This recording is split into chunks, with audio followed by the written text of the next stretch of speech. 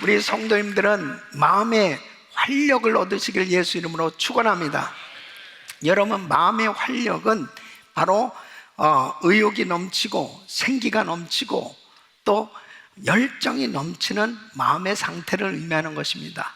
그래서 마음의 활력이 넘쳐야 어려운 세상 가운데서도 모든 장애물을 극복하고 날마다 승리할 수가 있는 것입니다. 하나님께서는 우리 성도님들에게 마음의 활력을 주시길 원하세요. 그 놀라운 은혜를 경험하는 시간 되시길 예수 이름으로 축원합니다. 사람들은 누구나 다 이 세상이, 이 사회가 좀 더 발전하기를 기대합니다. 이 세상이 점점 더 나아지는 그런 세상이 되기를 원하죠. 그 이유는 뭐예요? 좀 더 편리한 세상이 된다면 또 만족한 그런 삶이 될 수 있겠다 하는 그런 기대감 때문에 우리가 사는 이 세상이 점점 나아지기를 바라는 거죠. 그런데 여러분, 지금 우리가 사는 현실을 과거하고 한번 비교해 본다면 정말 엄청난 발전을 이루어오고 있는 거죠. 과학이나 의술이나 또 모든 경제적인 면에서도 훨씬 더 편리한 세상이 되었어요. 그런데 사실 과거와 현실을 정말 이렇게 비교해 보면 과연 우리의 마음의 상태도, 정말 우리의 삶의 질이 참 그렇게 나아졌느냐? 사실 더 복잡해졌고 더 힘들어졌고 더 어려워진 것을 많은 사람들이 호소하고 있는 걸 볼 수 있습니다. 그렇게 경제가 발전하고 과학이 발달하고 의학이 발전했음에도 불구하고 수많은 사람들이 우울증, 불면증, 그리고 정말 각종 불치병에 시달리고 있고, 그리고 참 많이 여러 가지 면에서 어려움을 겪고 있단 말이에요. 그렇다면 무엇이 문제일까? 외적인 환경이 아무리 좋게 변한다 할지라도 결국은 새로운 세계는 만들어질 수 없다는 거죠. 사람들이 그렇게 외적인 환경에 변화가 일어나기를 원하고 그 환경이 좀 내가 원하는 환경으로 바뀌어지면 나도 만족한 그러한 삶이 되어질 수 있겠다라고 하는 기대감을 가지고 살지만 사실은 그러한 환경이 만들어지지 않고 있어요. 그럼 무엇이 문제일까요? 그것은 사실 내면의 세계, 마음이 중요하다는 거예요. 그러니까 정말 외적인 환경의 변화에 의해서 내 인생이 행복해질 수 있는 것이 아니고 바로 내 마음이 얼마나 중요한가. 하나님께서 주시는 이 의욕이 넘치고 생기가 넘치고 열정이 넘칠 수 있는 이 마음의 활력이 임하면 바로 어려운 외적인 환경도 극복할 수 있고 만족한 인생이 될 수 있는 것을 성경은 말씀하고 있습니다. 여러분, 어떤 의학기관에서 어떻게 암이 생겨지는가, 한 연구기관에서 쥐를 가지고 연구를 했다고 합니다. 그 쥐에게 그 암이 발생할 수 있는 발암 물질을 계속 주입을 해봐도 암이 생겨지지 않았다는 거죠. 근데 좋은 음식을 한편에 두고 또 안 좋은 음식을 한편에 이렇게 만들어 놓고 그 안에 우리 안에 어쨌든 좋은 음식, 안 좋은 음식이 있는 거예요. 이 쥐를 이제 무엇을 먹나 보니까 평소에는 안 좋은 음식은 입에 잘 대지도 않고 좋은 음식만 먹더라는 거죠. 근데 고양이를 집어넣었대요. 그러니까 고양이를 통해서 막 스트레스를 받으니까 안 좋은 이 술이나 안 좋은 음식을 먹더라는 거죠. 그러면서 결국은 이렇게 안 좋은 음식을 먹고 스트레스를 받으니까 몸이 망가지더라. 안 좋은 그런 병들이 생겨지기 시작하더라. 그러니까 결국은 모든 병의 90%의 이 원인은 결국 이 음식과 그리고 이 스트레스의 영향을 받고 있구나, 그렇게 결과를 발표했다고 하는 거예요. 다시 말씀드리면 사람들이 생각할 때는 자, 이 환경 때문에 내가 이렇게 우울하고 그리고 정말 힘들고 어려운 거라고 생각하기 쉬워요. 그런데 그런 환경을 내가 좀 바꿔봐야 되겠다라고 생각해서 환경을 자꾸 바꿔본들 근본적인 문제가 해결되지 않더라. 결국 근본적인 나의 문제가 해결될 수 있는 것은 결국 내 내면의 상태, 바로 우리 마음의 상태가 얼마나 중요한가. 마음에 하나님께서 주신 이 활력이 넘치면 그 어떤 우울한 환경도, 염려스러운 환경도 극복해낼 수 있고, 결국은 많은 스트레스를 받는 환경조차도 극복해내고 승리할 수 있더라는 거죠. 그래서 성경은 마음의 복을 받으라는 겁니다. 그래서 마태복음 5장에 보면 우리 예수님께서 제일 먼저 하신 말씀, 복을 선포하신 말씀은 심령의 복을 받으라는 거예요. 마음의 복을 받으라는 거예요. 마음이 가난한 자 복이 있나니 천국이 저희 것입니다.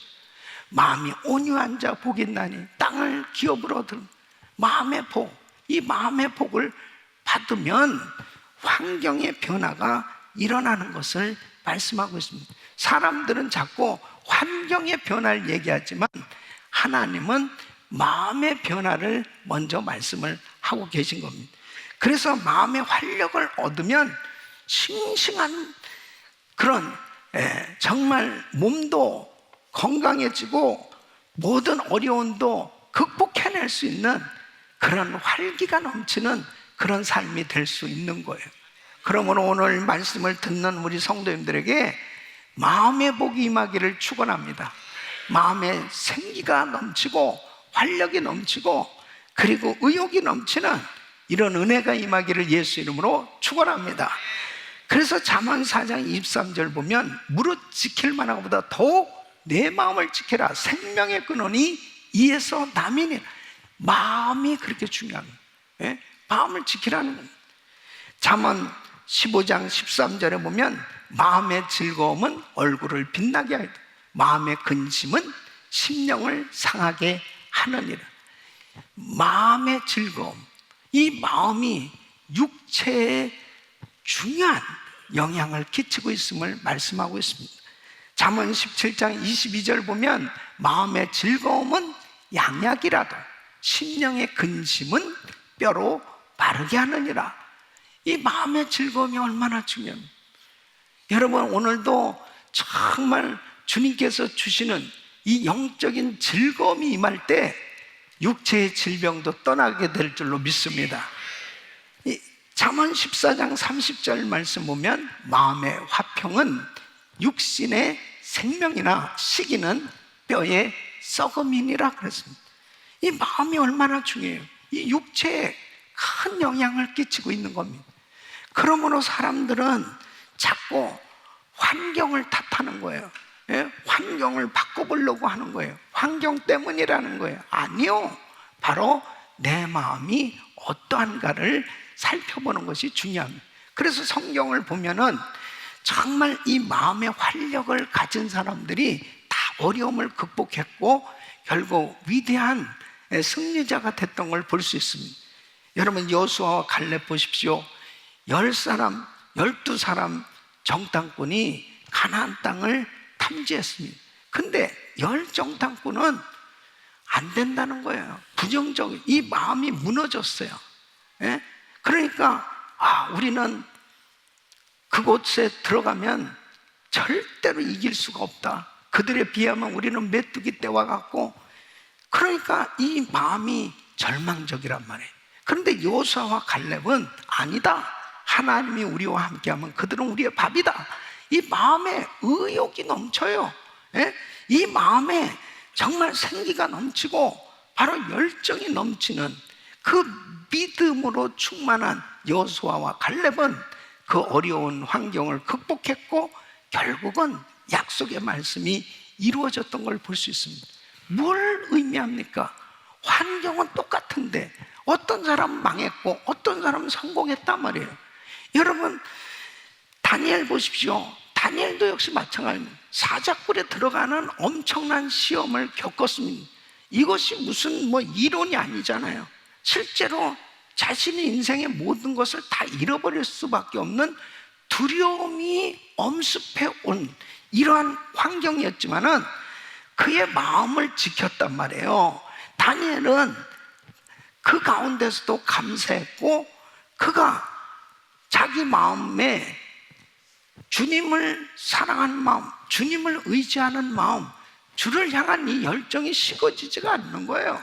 그러니까 결국은 사자굴에 들어갔지만 그 두려움이 그를 삼켜버릴 수가 없었어요. 사망이 그를 삼켜버릴 수 없었어요. 결국은 승리하게 된 줄로 믿습니다. 여러분, 마음을 지켜야 돼요. 마음을. 지금 코로나 팬데믹 가운데 여러 가지 세계적인 이런 경기 침체와 불안 가운데 불안한 요소들이 우리를 여러 가지로 불편하게 하는 이런 일들이 많이 생겨지고 있어도 나의 마음이 하나님을 향해 있고 하나님이 주시는 이 활력이 넘치면, 의욕이 넘치고 열정이 넘치면 그런 모든 장애물을 극복하고 승리하게 될 줄로 믿습니다. 다윗도 역시 마찬가지입니다. 골리앗 앞에 어떻게 그렇게 담대할 수 있습니까? 마음을 지켰다니까요. 믿음을 지켰다니까요. 다른 사람들은 자꾸 골리앗을 바라보면서 도무지 이길 승산이 없다고 두려워하고 있는, 이미 마음이 무너졌어요. 절망입니다. 사울 왕부터 시작해 다 절망이에요. 그런데 다윗은 마음이 무너지지 않았습니다. 자기 마음을 지켰단 말이에요. 그러니까 결국은 그 믿음을 통해서 하나님이 역사하시니까 결국 골리앗을 때려 눕히고 하나님께서 함께 하시는 놀라운 승리의 역사가 있게 되었고, 다윗은 진정한 승리자가 될 수 있었던 것입니다. 사랑하는 성도 여러분, 저는 오늘 말씀을 통해서 정말 우리 성도들 심령에 하나님이 주시는 이 마음의 활력이 넘치기를 예수 이름으로 축원합니다. 오늘 제가 이렇게 설교하면서 보니까 이마에 절망이라고 써붙인 사람이 두 사람이 있어요. 두 사람. 그 절망이라고 써붙인 그 이마가 소망으로 바뀌어지는 역사 있기를 바라고요. 그리고 기쁨으로 바뀌어지길 바라고, 그리고 회복의 역사가 있기를 예수 이름으로 축원합니다. 그래서 우리에게 마음의 활력이 있어야 됩니다. 이 마음의 활력이 있으면 나이가 들고 정말 때로는 육체의 질병이 찾아오고 내 삶 가운데 어려움이 있어도 싱싱하게 살 수 있다니까요. 활기가 넘치고 은혜가 충만한 그런 믿음의 삶이 될 수 있단 말이에요. 그러므로 오늘 이 말씀을 들으시는 우리 성도님들에게 마음의 활력이 넘치기를 예수 이름으로 축원합니다. 그러면 어떻게 하면 마음의 활력을 얻을 수 있을까? 네.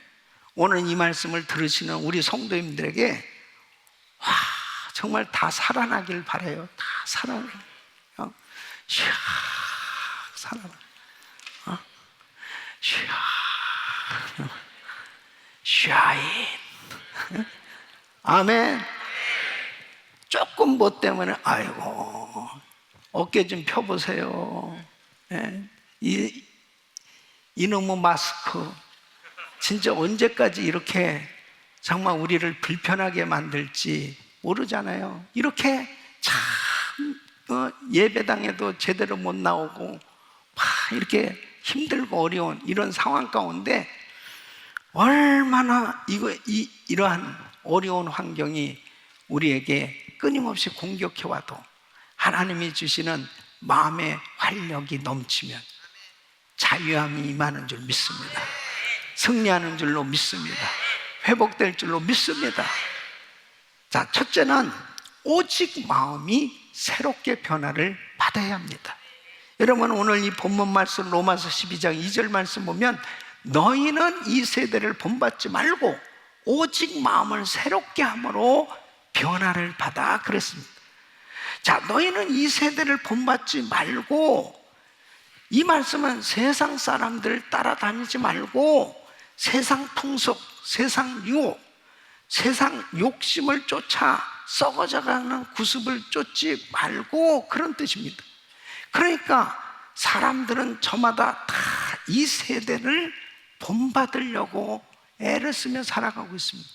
그런데 중요한 것은 뭐예요? 오직 마음을 새롭게 함으로 변화를 받으라는 거예요. 환경이 아니고 우리의 마음이라는 거예요. 오직 우리의 마음이 새롭게 변화를 받아. Be renewed in your mind. 나의 마음이 완전히 새롭게 변화되어라. 바로 속 사람이 바뀌어져라. 심령의 변화가 일어나야 될 것을 말씀하고 있는 거예요. 다시 말씀드리면 외형적인 것, 구조적인 것, 환경 바꾸려고 해도 내면이 변화되지 않으면 새로운 세계는 있을 수 없다는 거예요. 그러므로 내 심령의 변화가 일어나야 된다는 것입니다. 그래서 우리 예수님께서 사람들의 속을 환히 보여주셨습니다. 사람들이 어떤 속인 줄 아세요?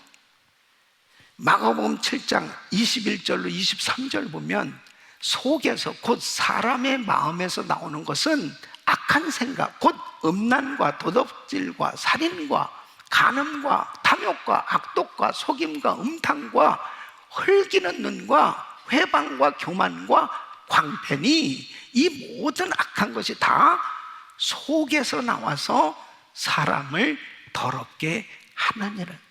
왜 하나님께서 우리의 심령이 새로워져야 될 것을 이렇게 사람들의 속이 부패했기 때문에 그 상태를 가지고는 결단코 자유할 수가 없다는 거예요.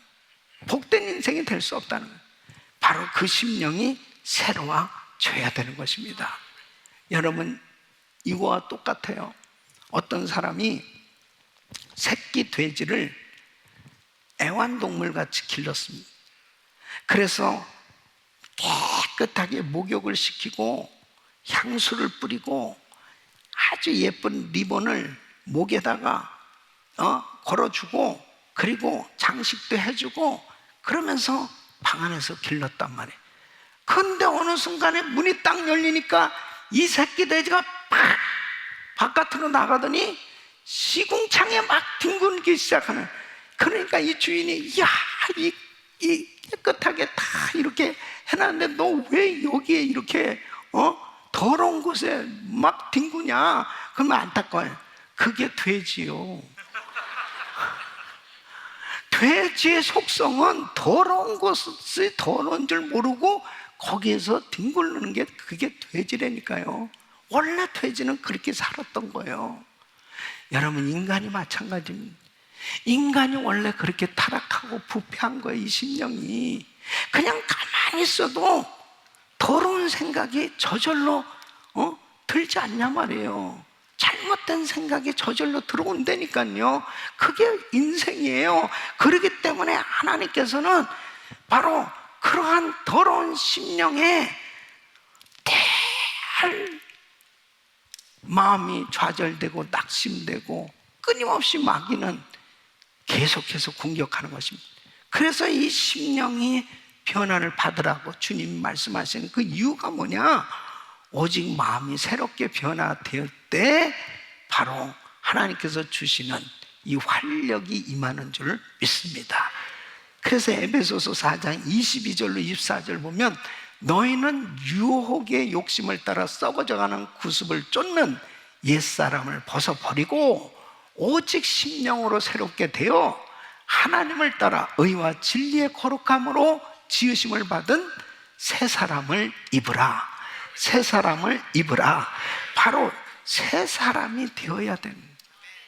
이 심령의 변화가 일어날 때 새 사람 되는 것이지, 어떤 깨끗한 환경을 만들어 놓고 그곳에 산다고 해서 새 사람 되는 게 아니란 말이에요. 그래서 이 새 사람이 되는 것은 에스겔서 36장 26절에 또 새 영을 너희 속에 두고 새 마음을 너희에게 주되 너희 육신에서 굳은 마음을 제하고 부드러운 마음을 줄 것이며 바로 새 영이 임해야 되는 것입니다. 그래서 새 마음이 되는 거예요. 이 성령으로 심령이 새롭게 된 사람이 새 사람입니다. 이 새 사람이 되었을 때 하나님이 주시는 활력이 임하는 줄로 믿습니다. 그럴 때 기쁨이 충만하고 감사가 넘치고 자유함이 넘치고 충만한 그런 이 심령이 살아난단 말이에요. 그러니까 이 심령이 새롭게 변화를 받지 않으면 매일같이 고통이에요. 그렇게 좋은 환경 속에서도 기쁨도 없고, 왜 그러겠어요? 그 심령이 타락되어져 있기 때문입니다. 사랑하는 성도 여러분, 이 세대의 유혹의 욕심을 쫓아 사는 그런 인생들에게는 소망이 없는 겁니다. 그리고 절망과 좌절과 그리고 낙심할 수밖에 없는 거예요. 그러나 하나님의 영으로 충만함을 받고 새 영을, 새롭게 심령이 변화된 새 사람을 입으면 하나님이 주시는 그러한 활력을 얻고 날마다 승리하는 귀한 삶이 될 줄로 믿습니다. 다윗을 보십시오. 다윗은 믿음의 사람이었습니다. 그러나 다윗도 어느 순간에 방심했어요. 그런 가운데 간음죄를 저지르게 되었습니다. 그러니까 어느 누구도 여러분 나는 이런 죄를 짓지 않는다 그렇게 자신할 사람 없어요. 이 타락된 세상 가운데 살아가고 있기 때문이죠. 그런데 중요한 것은 다윗이 이 간음죄를 저지르고 난 다음에 이 심령이 죽는 거예요. 막 너무너무 괴로워서 견딜 수가 없습니다. 그러니까 하나님은 나 같은 놈을 하나님이 쓰실까? 하나님은 나를 버리셨는가? 막 그 엄청난 좌절 가운데 눌려 있었던 거죠. 괴로워서 죽을 것 같은 거예요. 그때 시편 51편 10절에 이렇게 기도합니다. 하나님이여 내 속에 정한 마음을 창조하시고 내 안에 정직한 영을 새롭게 하소서. 하나님 앞에 눈물로 철저히 회개하면서 하나님 정직한 영을 새롭게 하소서. 하나님 저를 새롭게 만들어 주시옵소서. 온전히 그 심령이 새로워졌을 때 하나님은 그에게 활력을 부어주셨습니다. 그리고 다시 회복된 줄로 믿습니다. 그때 비로소 성군이 될 수 있었어요. 그리고 그는 끝까지 정말 거룩한 하나님의 백성으로 하나님 앞에 아름답게 드려지는 헌신된 인생이 될 수 있었던 걸 볼 수 있습니다. 여러분, 그러므로 우리는 날마다 마음이 새로워져야 됩니다. 날마다 하나님의 말씀으로 새로워지길 축원합니다. 끊임없이 우리의 심령이 더럽혀질 수밖에 없습니다. 그러므로 회개하고 성령으로 충만을 받고 우리의 심령이 하나님의 말씀을 통해서 깨닫게 되어져서 회개하고 새로워질 때 하나님께서 주시는 이 활력이 임함으로 회복될 수 있는 겁니다. 어떤 형제님이 저에게 찾아와서 간증을 합니다. 이 형제가 어느 날 공황장애가 온 겁니다. 몸이 건장한데 이 공황장애는요, 갑자기 숨을 못 쉬고 그 다음에 절도하는 겁니다. 그러니까 어느 때 그런 일이 생겨질지 모르니까 얼마나 불안해요. 근데 모든 환경이 다 좋은데 이런 일이 생겨지니까 너무 힘들잖아요. 근데 이 형제가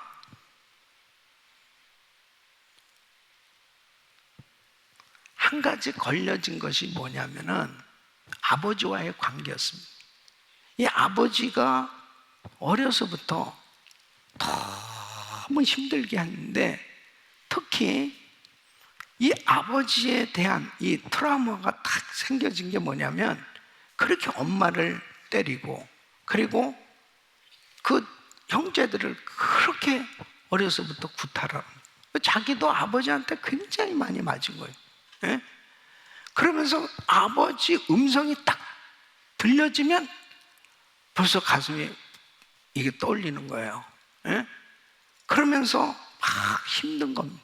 그것이 이제 나이를 먹고 결혼을 하고 그렇게 장성하게 돼서도 아버지를 생각하면 막 가슴이 떨리고 힘들어집니다. 그러면서 이런 병이 딱 생긴 거예요. 그전에는 이거 내가 왜 이러지, 뭐 스트레스를 받아서 그런가, 그래서 병원에 다니고 약을 먹고 그래도 안 낫는 거예요. 그런데 하나님의 은혜를 받고 나서 이제 이렇게 상담하고, 그 다음에 그 모든 것 가운데 문제가 뭐예요?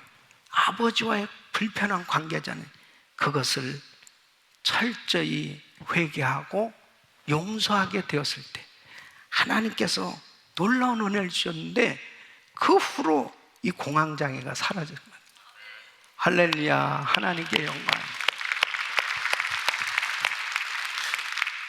하나님의 은혜가 임해서 마음이 새롭게 변화가 되니까 하나님께서 주시는 이 활력이 임한, 그러니까 그를 괴롭혔던 모든 흑암의 세력들이 떠나가고, 그리고 하나님의 놀라운 능력이 임한 줄로 믿습니다. 우리 사랑하는 성도 여러분, 깨닫는 것이 얼마나 중요한지 모릅니다. 그 전에 텍사스에 사시는 어떤 자매님이 간증에 편지를 보내왔습니다. 이 자매님은 불면증을 30년 동안 너무너무 힘든 그런 시간들을 보냈다는 거죠. 근데 이제 지금은 뭐 이렇게 테이프 미니스트리가 없어졌지만, 그때 당시에는 제 설교 테이프를 전 세계에 이렇게 보내서 듣고 또 그런 간증들을 보내왔던 때였습니다. 이 자매님이 제 설교를 듣는데, 그 설교를 들으면 이렇게 마음이 편안한데 계속 반복해서 듣는데 딱 주님이 깨닫게 해주신 것이 뭐냐면, 너 걸린 것을 풀어야 된다. 걸린 것을 풀어야 된다. 그 나이가 걸린 게 뭘까 보니까, 어려서 부모님이 이혼했는데 자기 계모를 그렇게 미워했던 거예요. 그 계모를 정말 30년 동안 그렇게 미워하는 마음이 있었다는 거예요. 이게 본인이 굉장히 이렇게 장성했지만 그 마음은 여전히 있는 것을 알게 됐다는 거예요. 그래서 하나님 앞에 회개하고, 그리고 그 계모를 용서하고 사랑하는 마음을 가진. 그러니까 뭐 사실은 그 계모가 자기한테 뭐 그렇게 잘못한 것도 없지만 그냥 싫은 거죠. 그냥 미운 거죠. 그 미워하는 것은 사실 살인이잖아요. 그러니까 하나님 앞에 회개하고 진실되게 용서하고 사랑하는 마음을 갖게 됐을 때, 너무 놀라운 것은 심령이 새롭게 변화를 받으니까 하나님께서 은혜를 주셨는데 그 불면증이 사라지거든요. 할렐루야, 하나님께 영광. 사랑하는 성도 여러분, 오직 마음이 새롭게 변화되기를 예수 이름으로 축원합니다. 자꾸 환경을 바꿔보려고만 하는 게 아니고 내 지금 심령의 상태를 살펴봐야 돼요. 그래서 하나님이 주시는 이 은혜로 정말 이 심령이 성령으로 새롭게 변화를 받을 때 마음에 활력이 임하고, 그리고 모든 근본적인 문제까지도 해결되는 줄로 믿습니다. 두 번째는 바로 모든 자신의 사명을 구체적으로 깨달아야 된다. 자신의 사명을 구체적으로 깨달아야 된다. 자, 오늘 이 본문 말씀을 보면 너희는 이 세대를 본받지만 오직 마음을 새롭게 함으로 변화를 받아 하나님의 선하시고 기뻐하시고 온전하신 뜻이 무엇인지 분별하도록 하라 그랬습니다. 자, 하나님의 선하시고 기뻐하시고 온전하신 뜻이 무엇인지 분별하라는 것은 바로 하나님이 나를 부르신 목적이 뭔가, 하나님께서 바로 나의 삶의 목적이 무엇인가를 말씀하시는 그 하나님의 뜻을 깨닫는 것, 이것이 바로 하나님께서 내게 주신 사명을 깨닫는 겁니다. 그래서 사명을 찾을 때 활력이 임하는 거예요. 그러니까 정말 하나님의 부르신 목적을 발견하게 될 때 기쁨이 충만하죠.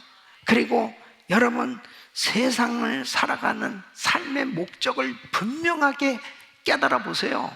정말 의욕이 생겨지는 겁니다. 이게 바로 비전 아니겠어요?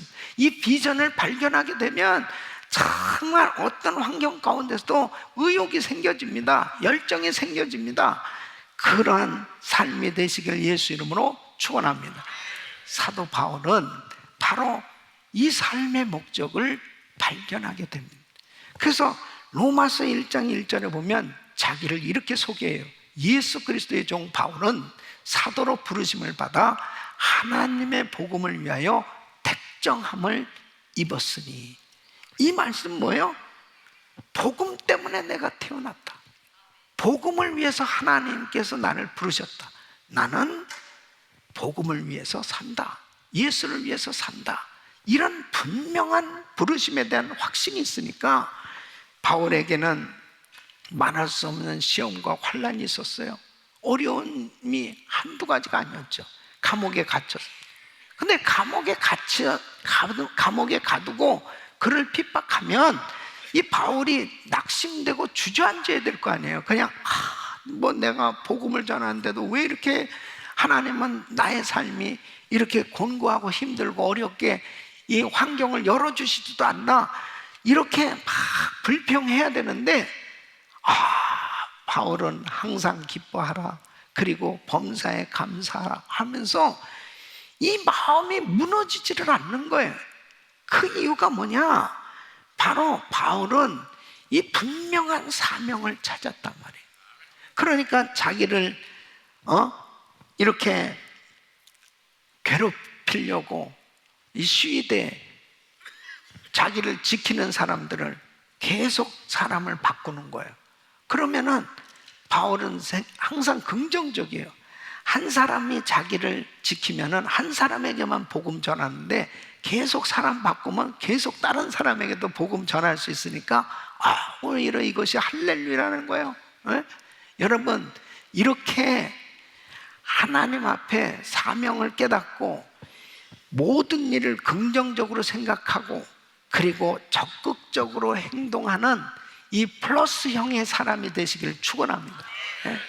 이 플러스형의 사람과 마이너스형의 사람이 있어요. 플러스형의 사람은 이렇게 믿음으로 모든 일을 긍정적으로 생각하고 매사 적극적으로 행동하는데, 마이너스형의 사람은 모든 일에 부정적인 생각을 하고 매사 소극적으로 그렇게 일을 하는 사람이에요. 그럼 여러분 보세요. 이 플러스형의 사람은 나는 할 수 있어. 적극적이에요. 그리고 믿음으로 이렇게 긍정적으로 행하는 사람에게는 하나님이 아이디어도 주시고 사람도 붙여주시고 물질도 주시고 계속해서 돕는 사람들을 붙여주시고 뭔가 되는 거예요.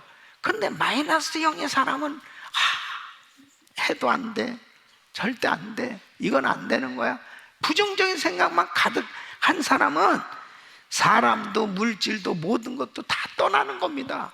그 사람 주변에 없는 거예요. 그러니까 항상 이 심령의 활력이 없으니까 늘 부정적인, 너무 힘들어하고 어려워하고 맨날 입만 열으면 불평불만만 하고 앉아있고, 그리고 매사 부정적이니까 결국 하나님이 역사하실 수가 없다는 거예요. 사랑하는 성도는 보십시오. 사도 바울의 육체에 가시가 이게 질병 아닙니까? 그런데 바울을 보세요. 자기 육체의 가시, 안질이라고도 하고 간질이라고 하는, 정말 어떤 병인지 모르지만 너무너무 복음 전하는데 힘들게 살아가는 이런 가운데 하나님 앞에 기도를 했습니다. 하나님, 이 병을 고쳐달라고. 근데 하나님이 안 고쳐주시는 거예요. 근데 여러분 보세요. 바울에게 하나님의 선하시고 기뻐하시고 온전하신 뜻이 뭔지를 기도하는 가운데 깨닫게 되었습니다. 내가 받은 은사가 너무나 커.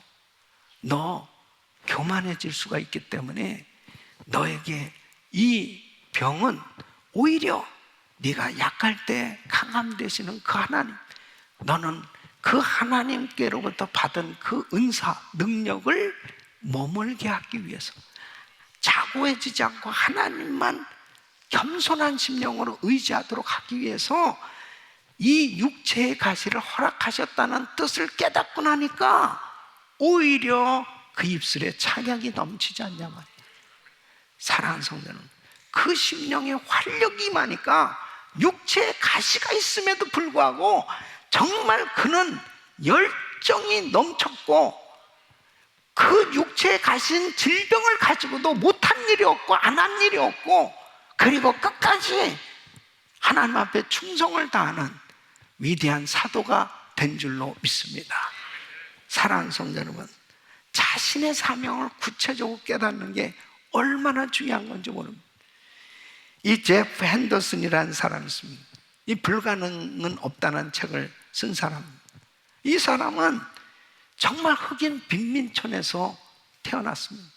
너무 불우한 어린 시절을 보냅니다. 이 10대 때 마약을 심부름하는 일을 했고 20대가 되었을 때는 마약 판매상이 됩니다. 그래서 결국 잡혔어요. 그래서 20년 징역형을 받게 됩니다. 그래서 그 어린 나이에 감옥에서 그 오랜 장기 그 옥살이를 하게 된 거죠. 그런데 이 형제가 이제 감옥에서 하는 일이 이 식판 닦는 겁니다. 예? 식판을 하루에도 막 1,500개 이상 식판을 닦는 거예요. 그렇게 지내면서 결국은 자기 인생을 20년을 거기서 보낸다고 생각하면서 이 절망 아니겠습니까? 그런데 식판을 닦다가 그 주방에서 음식 만드는 그런 모습을 보면서 좋아 보이더라는 거예요.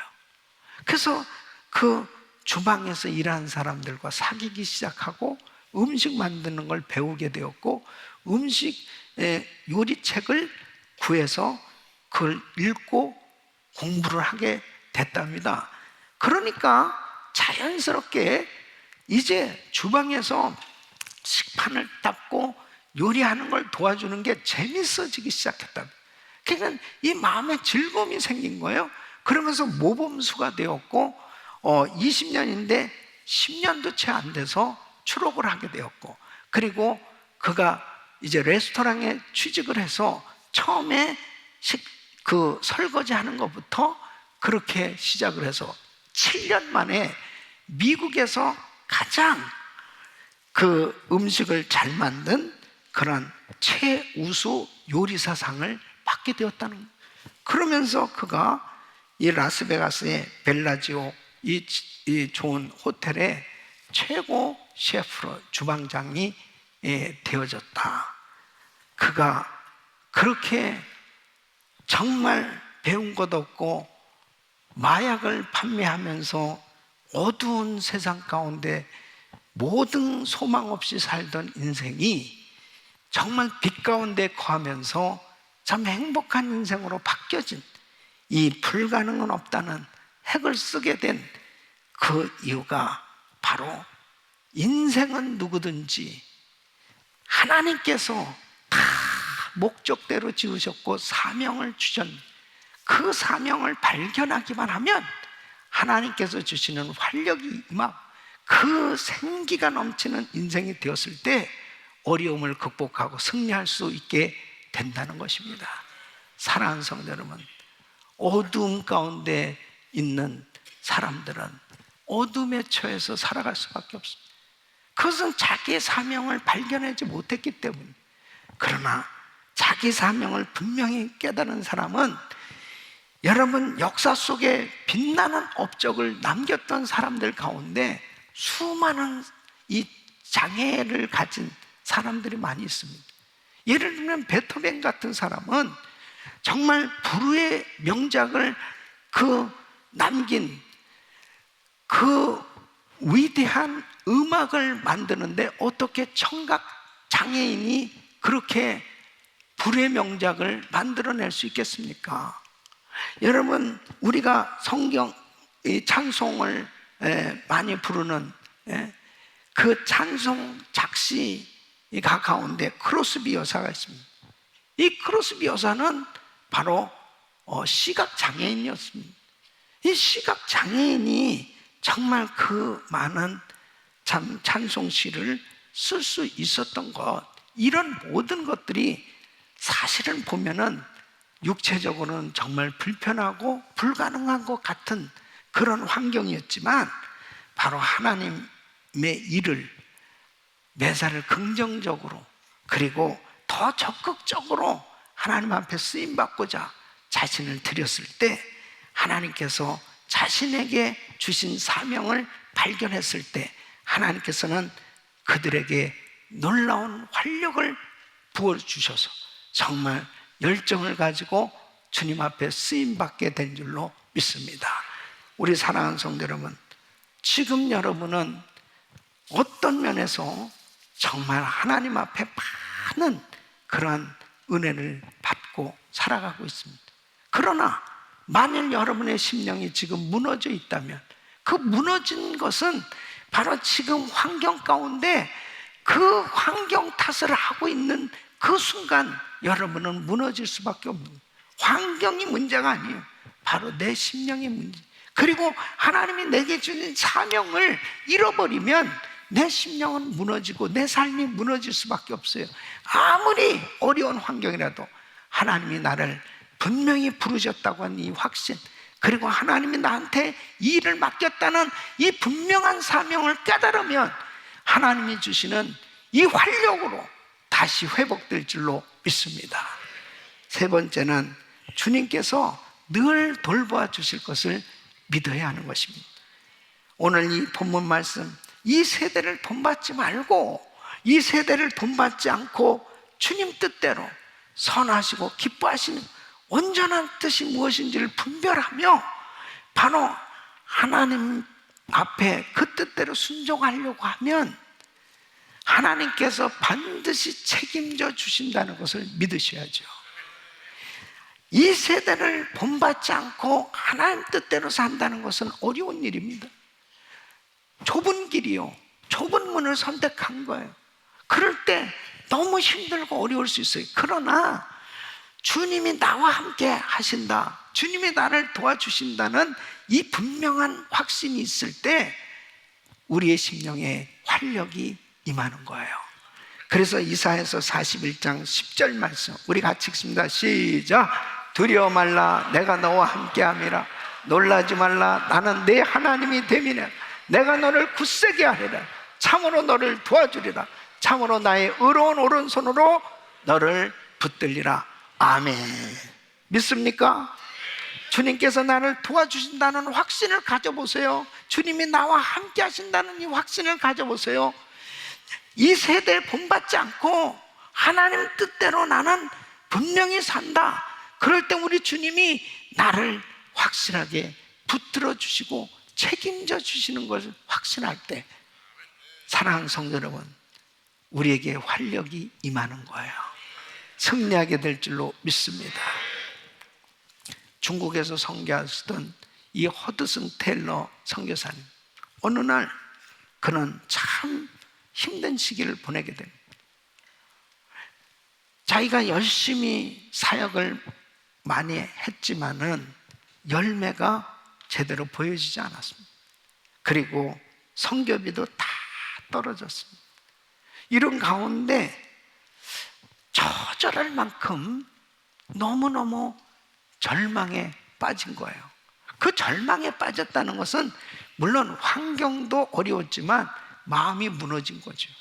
아마 전 세계에서 사역하는 선교사님들 가운데 특별히 정말 그 공산권에서 선교하던 선교사님들이 추방당하고 또 무슬림권에서 사역하면서 너무 참 모든 환경들이 다 막혀서 참 힘들고 어려운 가운데 남모르게 눈물도 흘리고 정말 힘들게 사역하는 많은 선교사님들이 계실 거예요.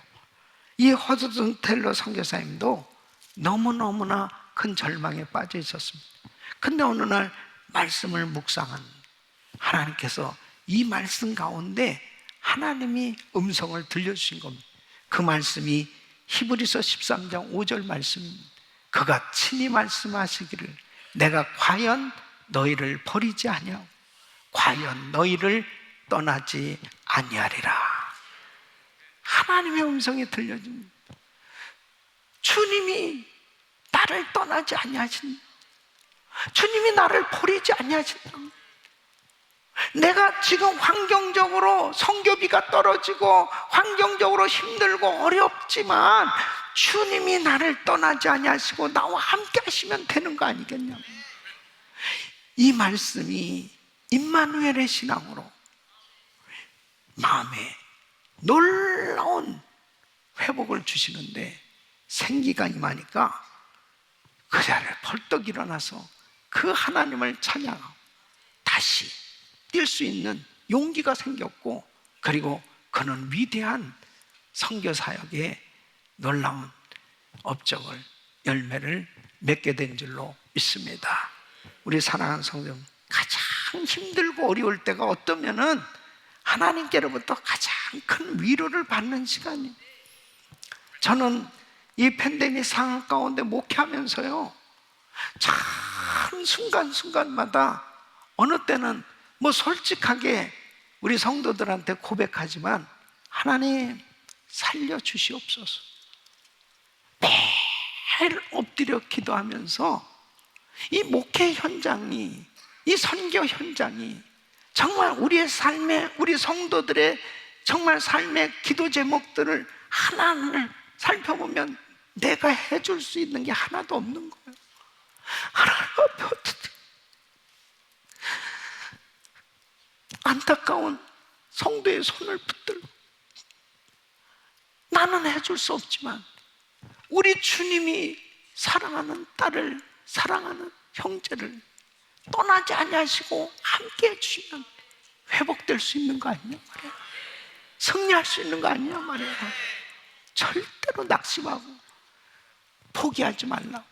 하나님께서는 나를 돌보아 주신다, 이 사실을 꼭 믿으시고 힘을 얻으시기를 축원합니다. 우리 사랑하는 성도 여러분, 정말 우리는 참 육신적인 그런 삶의 현장에 때로는 부딪혀 오는 그런 장애물들이 너무 많이 있고, 그리고 말할 수 없는 절망과 좌절과 낙심할 수 있는 이런 일들이 많이 생겨지는 때이지만, 분명하게 오늘 주님, 가장 중요한 것은 환경의 문제가 아니고 내 심령의 문제라는, 내 심령이 하나님의 거룩한 성령으로 충만한 변화를 받아서 하나님의 뜻대로 내가 살려고 한다면 주님은 언제나 나와 함께 하시고 나를 회복시키셔서 하나님 앞에 위대하게 사용해 주시는 것을 믿으시기 바랍니다. 날마다 하나님이 주시는 활력을 얻으시고 승리하시길 예수 이름으로 축원합니다.